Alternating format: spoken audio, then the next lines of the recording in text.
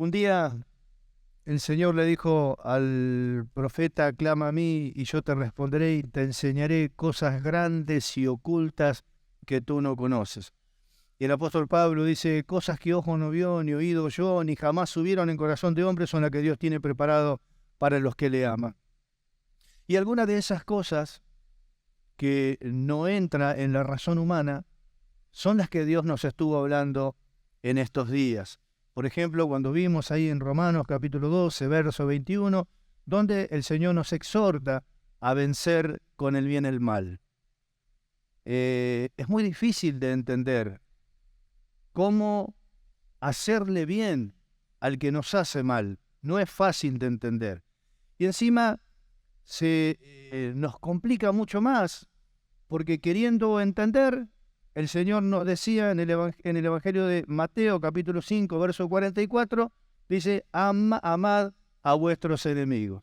Así que no solamente nos pide que le hagamos bien al que nos hace mal. El que nos hace mal es nuestro enemigo. No es que nosotros tenemos enemigos, es que el otro me tiene a mí de enemigo porque me hace mal. Así que no solamente que yo le haga bien al que me hace mal, sino que encima me dice que lo ame. Estas no son palabras de este mundo. No es sabiduría de este mundo. No es algo que alguien en este mundo pueda entender en su condición humana, porque no existe esa forma de vida acá en la tierra. Esto no es humano y no es de este mundo. Porque ¿quién puede entender eso? No se puede razonarlo. ¿Cómo hacer para razonarlo? Si la sabiduría de Dios comienza donde termina nuestra razón. Hacerle bien al que nos hace mal cuando estamos acostumbrados al ojo por ojo y diente por diente. Me hace bien, te hago bien. Me hace mal, cobrás. ¿Cómo entender esto? Hacerle bien al que nos hace mal y encima amarlo, porque dice que no es tener al enemigo en aprecio, no, amarlo. Entonces nos pusimos a indagar y decir: ¿qué ve el Señor en el enemigo para amarlo? Y dimos el ejemplo de esos hermanos que eran enemigos y un día se encontraron y el hermano mayor vio en el rostro de su hermano el rostro de su padre. Tenía sus ojos, tenía su nariz, tenía su boca, tenía su apariencia. De repente, cuando ve en el rostro del enemigo, en el rostro del hermano, el rostro del padre, se le va toda esa bronca, se llena de ternura y siente el anhelo de ir a abrazar y de besarlo al hermano. Cuando bajaron del transporte, el hermano menor salió corriendo pensando que el otro le iba a dar una paliza. Cuando el otro se acercó, lo abrazó y lloraron juntos. Entonces le contó lo que le había pasado. Te tenía tanta bronca, estaba esperando el momento de agarrarte, mirá, por lo que me hiciste. Y bueno, yo te quería pedir perdón, estaba ahorcado, estaba decidido, no está bien. Pero ¿sabés lo que me pasó? Que cuando te miré, vi en vos el rostro de papá. Y yo estoy viendo en vos también el rostro de papá. ¿Y sabés qué pasa? Que somos hermanos. Entonces ahí pensamos: ¿qué vio Jesús en nosotros que éramos sus enemigos? Seguramente vio la imagen de Dios en nosotros, porque el hombre fue creado a imagen y semejanza de Dios. Luego el hombre pecó, se distorsionó, pero esa imagen en lo profundo está. Y eso es lo que Jesús vio seguro en nosotros, pecadores que éramos sus enemigos. Cuando nos miró, vio la imagen, vio el rostro del Padre en el rostro del enemigo. Entonces nos amó, y porque nos amó nos hizo bien al que nos hacía mal. Amén. Gloria a Dios. Ahora bien, ¿cómo podemos hacer para lograr nosotros semejante cosa? Por eso también estuvimos viendo que la forma de poder lograr no solamente entender esto, sino hacerlo, porque para hacerlo hay que sentirlo. Cuando dice amar a tu enemigo, es algo que se siente. No es algo, no está pidiendo Dios que digamos por fe que lo amemos a alguien que nosotros no sentimos de amarlo. No. En la práctica, en la realidad, Dios quiere que tengamos la experiencia de ese sentir, de esa ternura que uno tiene que manifestar al ver al prójimo. Ahora bien, ¿cómo se puede lograr esto? ¿Cómo se puede lograr? Siendo nosotros que estamos acá llenos de toda la plenitud de Dios, que también lo vimos. Por eso, ¿por qué estamos hablando esto? Porque tiene que ver con lo que Dios nos venía hablando. Recuerde que hoy, por ahí, no va a captar el mensaje. El mensaje de hoy es la suma de los anteriores. Todo tiene que ver con todo. Como cuando uno va al colegio. te enseñan una cosa y después otra, porque después viene otra que te va a servir lo que estudiaste antes. O sea, si vos no ves la primera parte, no podés rendir la segunda. Acá es igual. No podemos entender esto si no hubiésemos escuchado lo anterior que el Señor nos habló. ¿Cómo podemos llegar a ser llenos de toda la plenitud de Dios? Y cuando uno está lleno de toda la plenitud de Dios, puede cumplir lo que dice toda la Biblia resumido en poquitas palabras. Ama a tu prójimo como a ti mismo. De esto depende toda la ley y los profetas. O sea que toda la Biblia y todas las cosas que Jesús enseñó, que si se escribirían en el libro, no entrarían en el mundo. Bueno, todos esos libros que no entran en el mundo se resumen en esto. Ama a tu prójimo como a ti mismo. Ahora bien, ¿cómo hago yo para amarme a mí mismo? Cuando yo me amo a mí mismo, por ejemplo, el que se aparta del Señor no se ama a sí mismo, se odia. El que vive de los placeres no se ama a sí mismo, se odia. Porque el que se ama a sí mismo, con amor sano, con amor verdadero, con amor genuino, se provee de las cosas necesarias para su crecimiento espiritual. ¿Por qué? Porque se ama. El que se ama a sí mismo se provee de la enseñanza espiritual, de la sabiduría espiritual, porque la necesita para crecer. Dios le provee de las situaciones que luego le van a servir para aplicar el oído a la situación que se presenta. Entonces con eso yo estoy proveyéndome para mi crecimiento espiritual. Proveyéndome me amo y cuidándome me amo. ¿Qué es cuidándome? Aprender a decir no a lo que sabemos que está mal. Eso es amarme a mí mismo. ¿Cómo es amar al prójimo? Lo mismo, proveerle y cuidarlo de las mismas cosas que yo hago para conmigo. ¿Amén? O sea que estuvimos viendo que toda la Biblia y todo lo que la religión nos quiere enseñar está centrado en esto, en lo que pasa en nuestra relación con el prójimo. Ama a tu prójimo como a ti mismo. De esto depende toda la ley y los profetas. O sea que toda la Biblia está centrado en esto. Toda la Biblia está centrado en lo que yo puedo llegar a transmitirle al que está al lado mío. ¿Cuánto valor tiene el ser humano para esto? ¿Amén? Ahora, aquí en este pasaje que leímos, es como que podemos decir, ¿cómo nos ayuda Dios a que podamos lograr esto?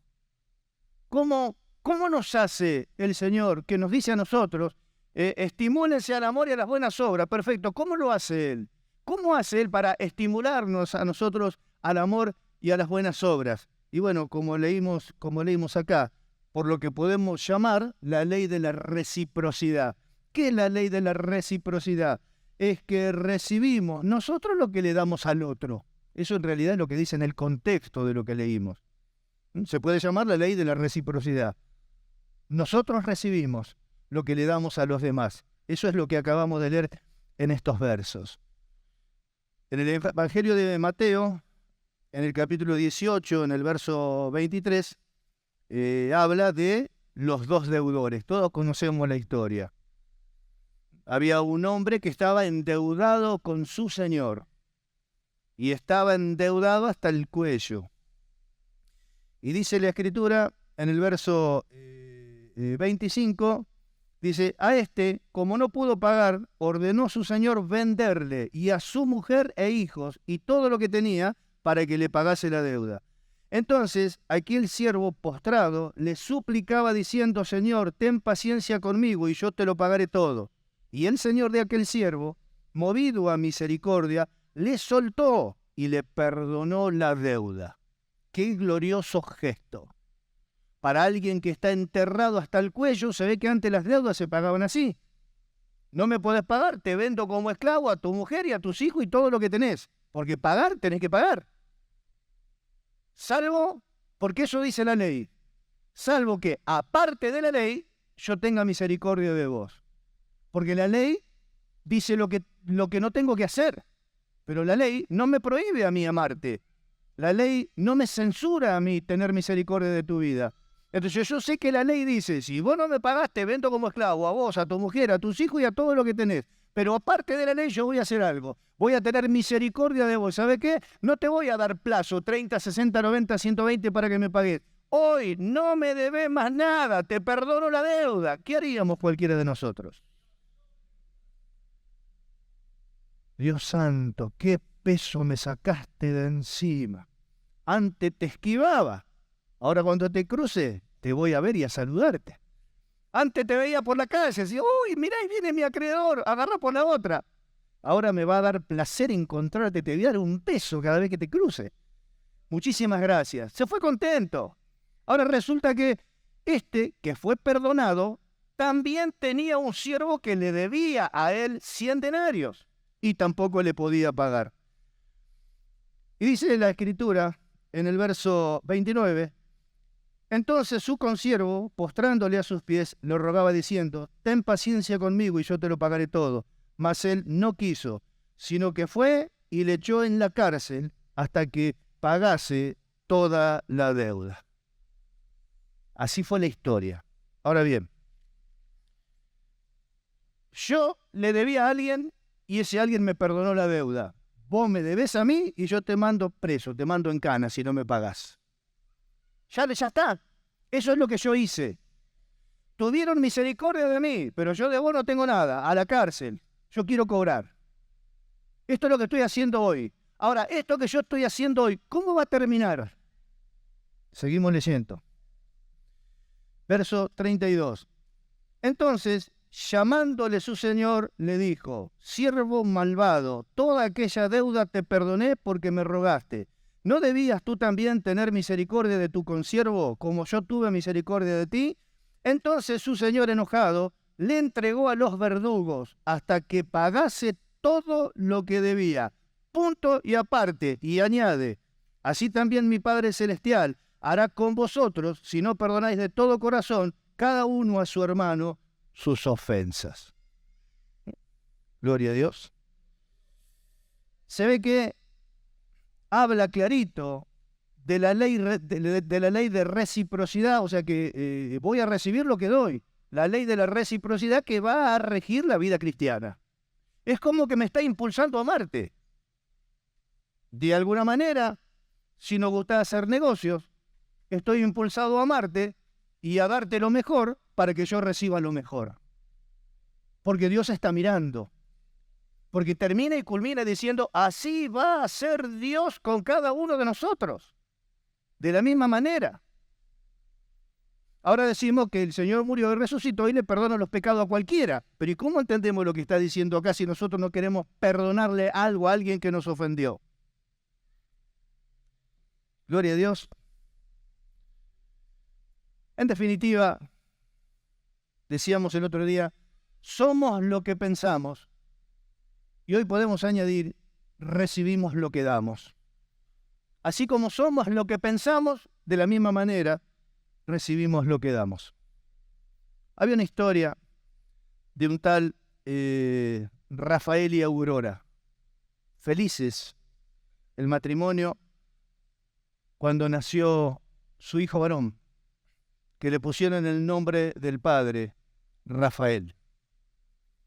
El niño nació, creció en el ambiente del amor con padres que lo proveían, que lo protegían, que lo cuidaron, que llegaron a gastar sus ahorros para que su hijo pudiera ir a la universidad y darle la oportunidad que ellos no tuvieron nunca. Así fue creciendo Rafael, un joven inteligente que se graduó de arquitecto con honores y empezó a trabajar. Cuando empezó a trabajar, prosperó y formó su propia familia. Cuando empezó a prosperar y formó su propia familia, comenzó a relacionarse con los padres como hacen muchos con el Señor. La verdad, perdóname, pero no tengo tiempo. Estoy ocupado. Yo trabajo. ¿Ustedes qué hacen? Los que van a la iglesia, ¿qué hacen? Perdóname, pero yo trabajo. Qué buen Señor. Los que vamos a la iglesia vamos a adorar a Dios. No estamos perdiendo tiempo, lo estamos ganando. Nosotros no pensamos así, pensamos diferente. Sabemos lo que hacemos. Pero bueno, yo no tengo tiempo, estoy muy ocupado. Y como estaba tan ocupado y no tenía tiempo, muy de vez en cuando iba a ver a sus padres, hasta que su padre murió. Cuando su padre murió, como estaba tan ocupado en sus negocios, prosperando a diestra y siniestra, y no tenía tiempo, metió a su madre en un asilo. Y a su madre la iba a ver muy de vez en cuando, porque estaba muy ocupado. Hasta que, pasados un par de años, su madre enfermó gravemente. Cuando se enteró, la fue a ver. Y le dijo: acá estoy, mamá, ¿qué necesitas? La madre, mirándolo, le dijo: ¿podés comprar 2 ventiladores para esta gente que está acá muriéndose de calor? ¿Podés comprar un par de refrigeradores? Porque acá no hay, y los que están se rompieron, y la comida a esta gente se les echó a perder varias veces. Y me fui a dormir muchas veces sin comer. Dije: pero mamá, ¿por qué no me lo dijiste antes? ¿Por qué no me lo pediste antes? No, porque ya me acostumbré a vivir así. Pero te digo que hagas esto. Te estoy diciendo que des, porque tengo miedo que vos también te acostumbres a lo que me acostumbré yo, cuando un día tus hijos te pongan en el mismo lugar a donde me pusiste vos. Así termina la historia, una historia que en realidad pareciera no ser un cuento, sino una realidad. Qué tremendo. Nadie quiere ser juzgado de una manera injusta. Bueno, no seas injusto tampoco con el que te hizo bien, ni con el que te hizo mal tampoco, porque el otro día estábamos hablando de hacerle bien al que te hace mal. Ahora, si Dios quiere que le hagamos bien al que te hizo mal, ¿cuánto más tenemos que hacerle bien al que nos hizo bien? Por eso que nadie de nosotros queremos ser juzgados de una manera injusta. Seguro, seguro. Por eso no tenemos que ser injustos con el que nos trató bien, ni tampoco con el que nos trató mal. Porque evidentemente, por lo que acabamos de leer, la manera en que nosotros juzgamos se constituye en una referencia para que luego de la misma manera nos traten a nosotros. Se transforma en un punto de referencia para que después te juzguen igual. En definitiva, es simple, no hay mucho misterio. Un dicho que por todo el mundo se oye: trata al otro, a tu prójimo, como te gustaría que Dios te trate a vos. Nada misterioso ni complicado.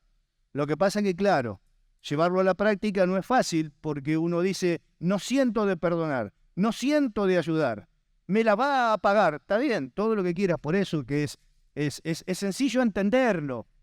Lo que Dios nos está hablando es sencillo entenderlo. ¿Por qué es sencillo entenderlo? Porque Dios nos ha dado dones sobrenaturales.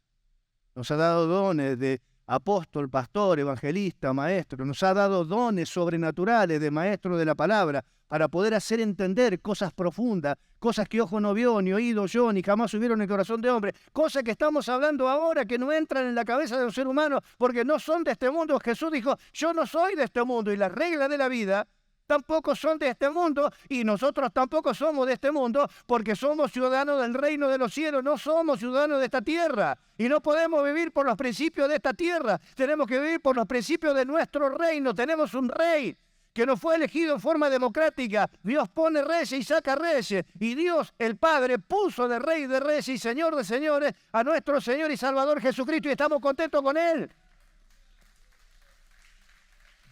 Gloria a Dios. Si el Padre nos diría: ¿quieren llamar a elecciones?, le contestaríamos: no, Señor. Nuestro Rey y Señor es nuestro Señor y Salvador Jesucristo, no hay otro. Simple, simple. Pero claro, es difícil de llevarlo a la práctica si no hay una obra sobrenatural hecha dentro de tu corazón. Trata a otros como querés que te traten a vos. Leemos de nuevo. No juzguéis y no seréis juzgados. No condenéis y no seréis condenados. Perdonad y seréis perdonados. Dad y se os dará medida buena. Porque con la misma medida con que medís, os volverán a medir. Así que, ¿cuál es la unidad de medida del pan? El gramo. ¿Cuál es la unidad de medida de la longitud? El metro. ¿Cuál es la unidad de medida de la temperatura? El grado centígrado. ¿Cuál es la medida de la presión atmosférica? El hectopascal. ¿Y cuál es la medida de la vida nuestra? Lo que le das al otro. Es una regla de medida. ¿Cómo te van a medir a vos? Con la misma medida que vos medís al otro. ¿Con qué se mide el pan? Con kilos. ¿Con qué mido de acá hasta allá? Con el centímetro. ¿Cómo sé cuántos grados hace? Por la unidad de medida que es la temperatura. ¿Cómo mido mi forma de vida? Por lo que le das al otro. Al otro. Porque todo lo que leímos tiene que ver con mi relación con el otro. Gloria a Dios. Por eso que la calamidad no viene sola. Escuche, la calamidad no viene sola. Muchas veces es el producto del trato que hemos tenido para con los demás. Despiadado, sin misericordia, sin tolerancia, sin paciencia, y se nos viene como le pasó a este. Le perdonaron la deuda, pero el otro no le perdonó.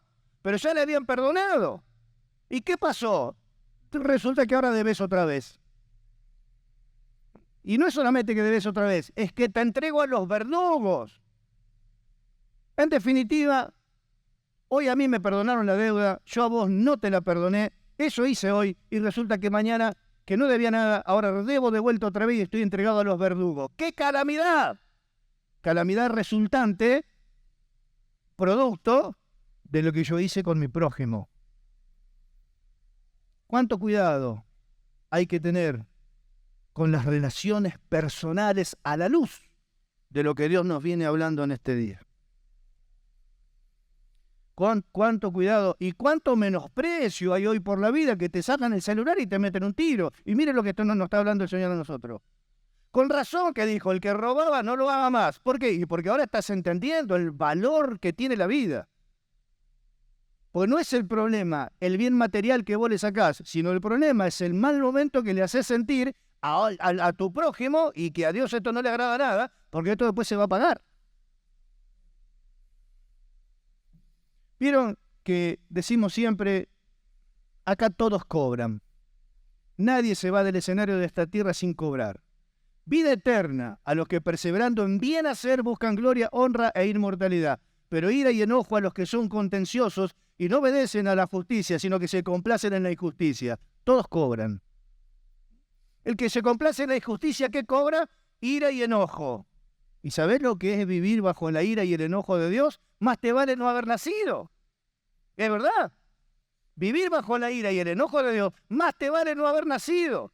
Porque va a ser tu vida un infierno acá en la tierra. Y no termina acá, porque después sigue en el lago de fuego. Más te vale no haber nacido. Qué tremendo la ley de reciprocidad que rige al cristiano. Reciprocidad, una palabra difícil que no entiendo. Te explico clarito. Vas a recibir lo que le das al otro. Eso es. Eso es. No juzgues.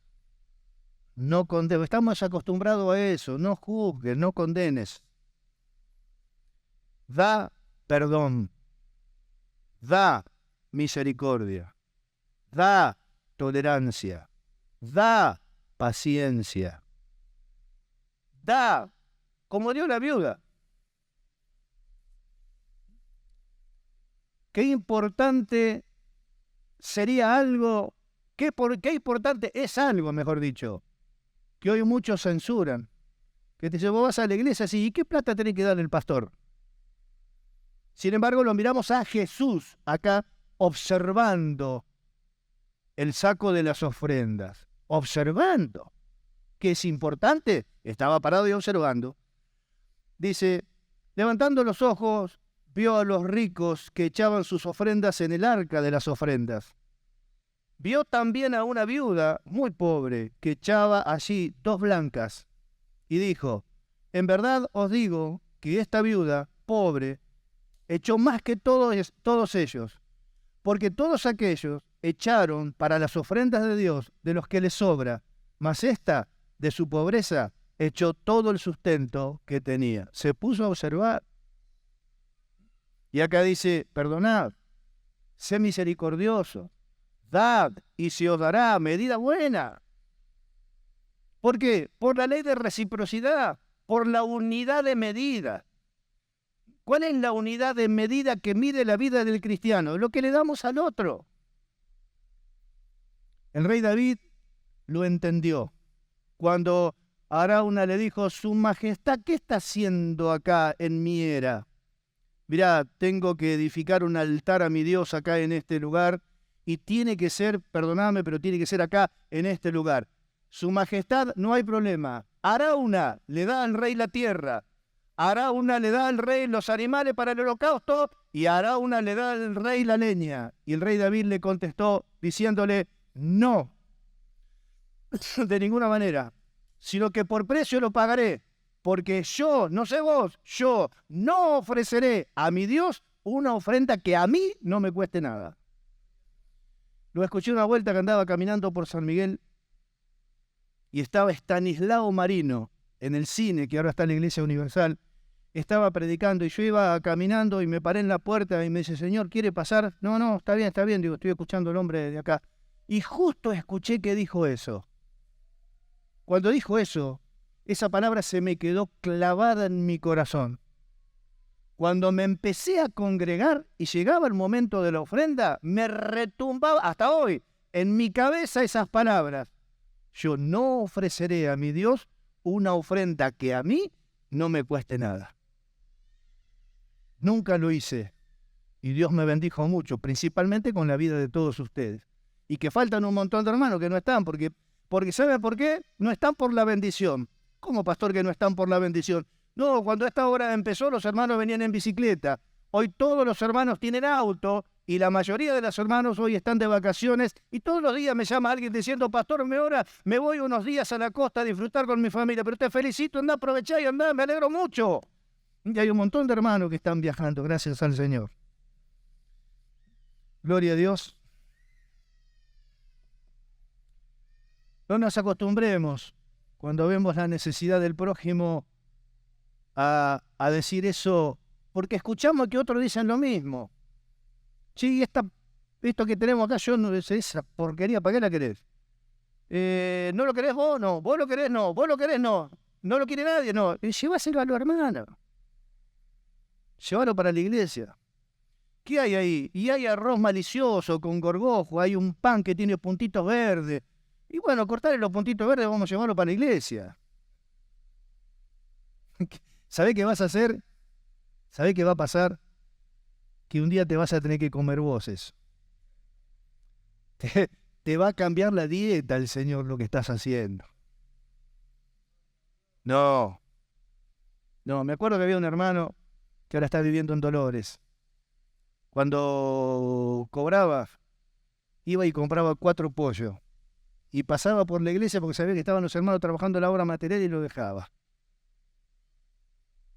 Ese sentir hermoso de pensar en la necesidad del otro y de poder darle al otro, pero no como los ricos que hacen cáscara, que dieron, que hicieron fundación. Ellos dan de lo que les sobra, si no tienen dónde meter muchos de ellos.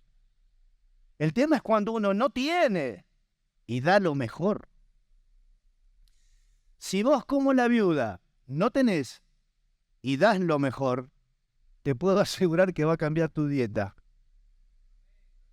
Va a cambiar el Señor el arroz y la polenta en manjares exquisitos. Te lo puedo asegurar. Por esta misma ley.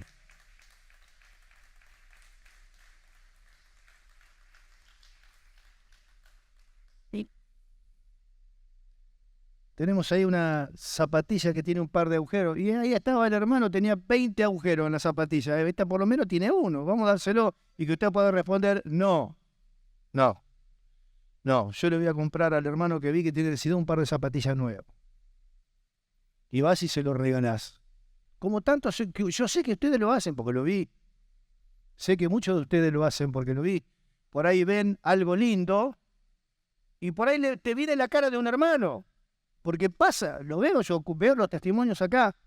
Qué glorioso que compres eso que vos ves hermoso para envolverlo en un sobrecito con el moñito y va a ir y regalárselo a un hermano.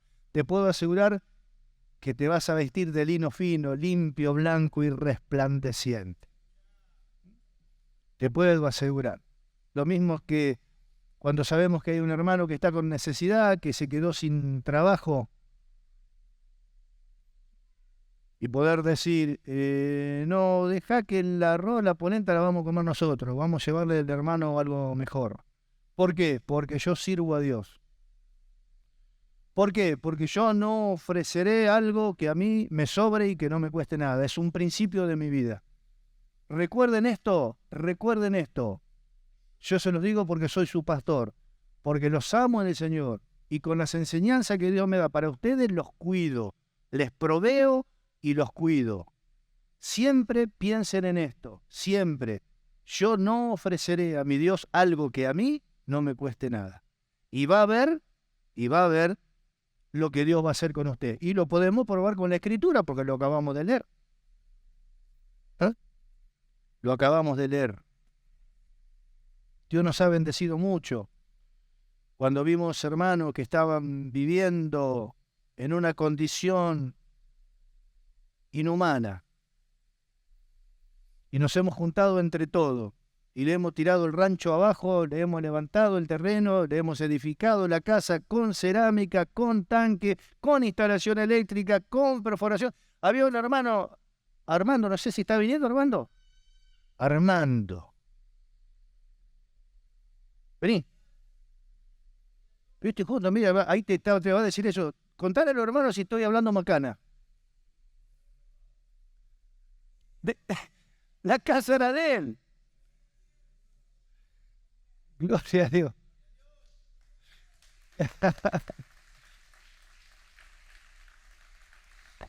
Cuando los vecinos vieron que estábamos trabajando en la casa de Armando, él tiene unos problemas, toma pastillas y bueno, pensaron, che, mirá, lo de la iglesia no tienen piedad, le vinieron a sacar los evangélicos en la casa a Armando. No sabían que se la estábamos edificando nueva.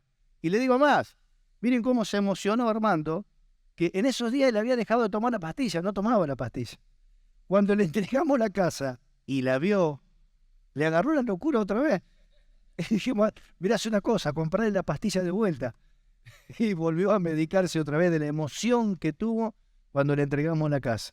Y miren cómo Dios nos bendijo, miren lo que hicimos, miren las cosas que podemos hacer. Gloria a Dios. Todavía no lo pudimos terminar, nos agarró la pandemia, no pudimos terminar, pero ya con solamente mirar el techo, me decía un vecino el otro día, me dice, pastor, sale una moneda ese techo, ¿eh? Y le digo, no, sale varias monedas, no una moneda. Ahora, acá no hay empresarios, porque me preguntaron, ¿qué empresarios aportaron para la obra? Y le contesté con mucha alegría. Dije, acá no hay empresario, acá se congrega doña Rosa, la mujer del barrio, el hombre albañil, el vendedor ambulante. Ahora, si vos me preguntás cómo hicimos esto, no lo sé, pero está hecho. Un día le dije a mi papá, le digo, viste que todo lo que hicimos, bueno, no pudimos terminar, nos falta el piso, el baño de los varones. Pará, me dice, pará. ¿Qué pasó, viejo? Le digo, pará, me dice. Vos mirá lo que hicieron, no mirés lo que falta. Si pudieron hacer lo que hicieron, vas a poder terminar de hacer lo que falta. Quédate tranquilo y espera en el Señor y espera los tiempos del Señor. Pero todo por esta gloriosa ley de la reciprocidad. Colosenses capítulo 3, ya termino, verso 23 dice, y todo lo que hagáis, hacedlo de corazón, como para el Señor, y no para los hombres, Cualquier cosa que hagamos, un mate, cualquier cosa que hagamos, las hermanas, un fideo, cualquier cosa que hagamos, limpiar, cualquier cosa que hagas. ¿Cómo lo harías? Si te abre los ojos el Señor y te está viendo que lo estás haciendo para Él, ¿cómo lo harías? Seguro que si está limpiando, harías así y le dirías, Señor, ¿está limpio? No, para. Y lo limpiarías de vuelta porque es para el Señor. Y lo volverías a limpiar otra vez porque es para el Señor. Bueno, dice, todo lo que hagas, hazlo para el Señor. Pero mi marido no hace esto, mi mujer no hace... Pero vos lo que vos hagas, hacelo para el Señor. Así dice la palabra de Dios. Sabiendo que del Señor recibiréis la recompensa por lo que hablamos recién. Perdonen, tengan misericordia, porque ¿quién puede tener? Que Dios tenga misericordia de él. Seguro, Dios puede tener misericordia de él. Que te perdone Cristo. Yo no soy Cristo. Está bien que digan así, están hablando bien. Están hablando bien porque no pueden tener misericordia y no pueden perdonar. ¿Por qué? Porque son seres humanos pecadores. Pero nosotros sí podemos. Porque somos participantes de su naturaleza divina. Porque todas las cosas que pertenecen a la vida y a la piedad nos han sido dadas por su divino poder. Por eso es que podemos perdonar. Por eso es que podemos hacer misericordia. Por eso es que podemos ser pacientes. Por eso es que podemos ser benevolentes. Por eso es que podemos dar. Y ese es el premio.